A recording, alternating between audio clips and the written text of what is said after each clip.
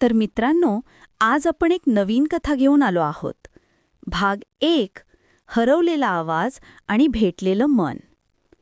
करंजे गावाजवळचा तो जुना पूल. लोक म्हणायचे की त्या पुलावर कोणीतरी रात्री घंटा वाजवतो, पण कुणालाच तो दिसत नसे. तेवढ्यात गावात नवीन आलेली अन्वी, शांत, पुस्तकांत हरवलेली, पण डोळ्यांत एक खोल भीती घेऊन जगणारी.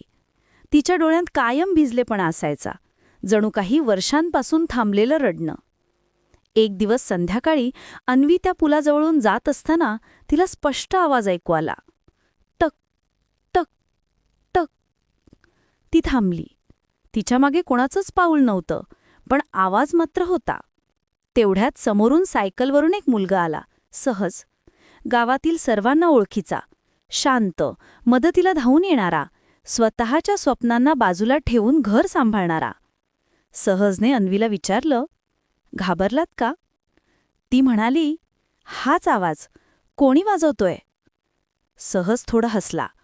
हा आवाज गावातल्या कुणालाही कधी दिसत नाही, पण मला माहीत आहे, हा आवाज एखाद्या व्यक्तीचा नसतो.